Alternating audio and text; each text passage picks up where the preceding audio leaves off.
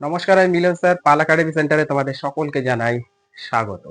আজকে তোমাদের কাছে আমি নিয়ে এসেছি দশম শ্রেণী গণিত দ্বিঘাত করণী কোষে দেখি 9.3 এই অধ্যায়টি, অথবা তোমাদের বইয়ের পেজ নাম্বার যদি 161 বার করো তাহলে 161 নাম্বার পেজে তোমরা 3 দাগের যে অঙ্কটি আমি এখানে লিখে রেখেছি এই অঙ্কটি তোমরা দেখতে পাবে।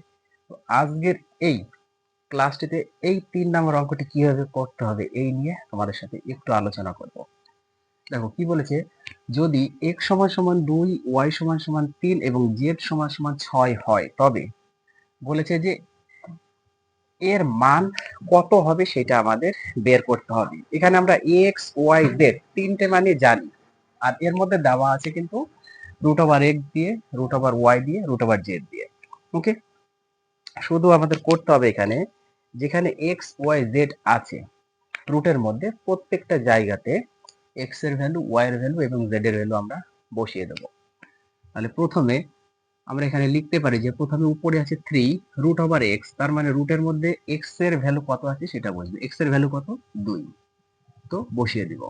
বাই দিয়ে নিচে আছে root over y plus root over z, তাহলে রুট থাকবে, এখন y এর ভ্যালুটা কত আছে? 3, এটা আমরা বসিয়ে দেব, প্লাস রুট থাকবে z, z এর ভ্যালুটা আছে কত? 6, 6 আমরা বসিয়ে দেব।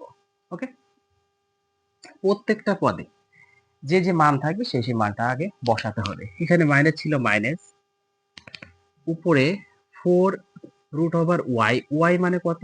3, এটা বসবে। বাই দিয়ে রুট ওভার জেড, তার মানে জেড এর মান হচ্ছে 6 প্লাস এক্স এর মান হচ্ছে আমাদের 2, বসে গেল। এই প্লাস উপরে রুট ওভার জেড, জেড মানে কত?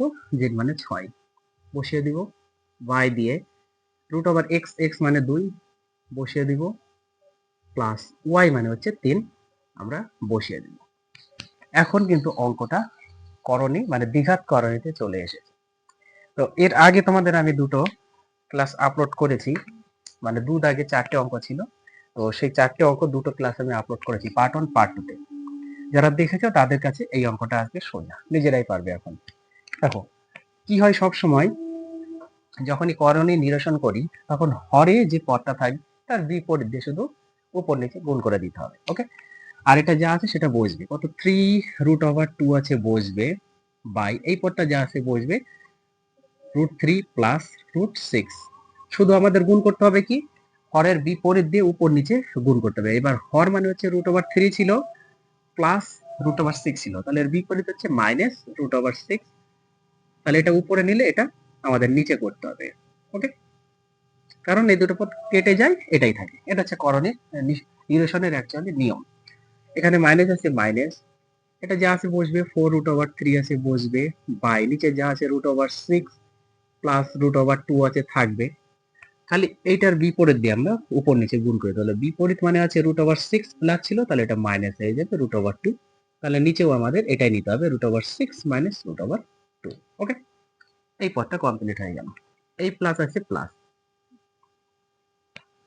এটা যা আছে বসবে রুট ওভার 6 বাই দিয়ে কত আছে root over 2 plus root over 3, এটা বসে গেল। শুধু আমাদের গুণ করতে হবে হচ্ছে এর বিপরীত দিয়ে, তাহলে বিপরীত দিয়ে দাও। এটা হচ্ছে রুট ওভার 2 ছিল, এটা প্লাস আছে, তাহলে এটা হয়ে যাবে মাইনাস রুট ওভার 3 বাই, তাহলে নিচেও আমাদের এটাই নিতে হবে, root over 2 minus root over 3। Clear এতটুকু? পরের লাইনে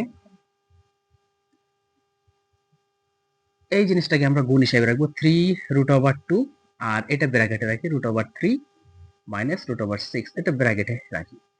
আর নিচে প্রত্যেকটাতে দেখবা a plus B into a minus বির আকারে আছে, অর্থাৎ a স্কয়ার মাইনাস বি স্কয়ারের ফর্মুলা প্রত্যেকটা পদেই পড়বে। তাহলে a বলতে হচ্ছে আমাদের প্রথমটা, তার স্কয়ার, মাইনাস বি বলতে আমাদের পরেরটা, তার স্কয়ার। হয়ে গেল এই পদের ক্যালকুলেশন। মাইনাস উপরে এটা গুণ হিসাবে রাখবো আমরা কত? 4 রুট ওভার 3, আর ব্র্যাকেটে থাকবে এটা root over 6 minus root over 2।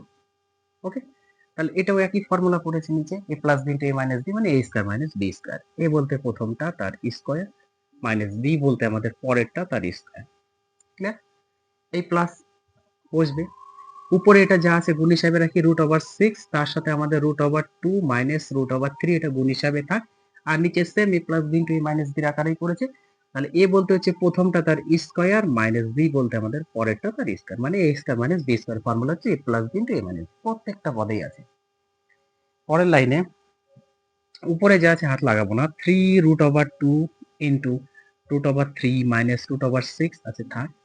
এটা যদি স্কয়ার করি √3 মানে 3 মাইনাস √6 এর স্কয়ার করলে 6 মাইনাস, এটার উপরে কোনো হাত লাগাবো না, যা আছে থাকবে। ব্র্যাকেটে আছে √6 মাইনাস √2 বাই, এটা √6 এর স্কয়ার করলে 6 √2 2 হয়, এই প্লাস এটার উপরে যা আছে হাত লাগাবো না, √6 ইন্টু √2 মাইনাস √3 বাই দিয়ে √2 স্কয়ার করলে 2 মাইনাস √3 স্কয়ার করলে 3। ওকে, এখন নেক্সট দেখো কি হচ্ছে।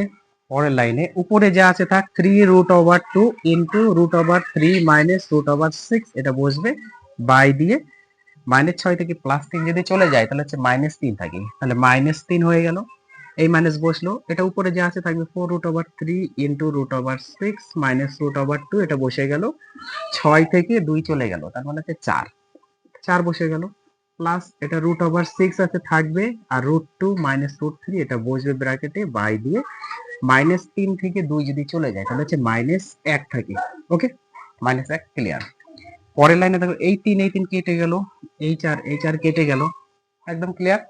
তাহলে এখানে হচ্ছে মাইনাস আছে, এখানে মাইনাস, এই যে -3, তাহলে এখানে -2 থাকবে, তার সাথে হচ্ছে √3 মাইনাস √6 এইভাবে থাকবে। এটা মাইনাস আছে, এটা হচ্ছে √3 সাথে আমাদের কত থাকবে, √6 মাইনাস √2 থাকবে। এই মাইনাস আর এই প্লাস গুণ করতে হবে, প্লাস মাইনাসে মাইনাস √6 এর সাথে আমাদের √2 মাইনাস √3 এটা গুণ হিসাবে থাকবে।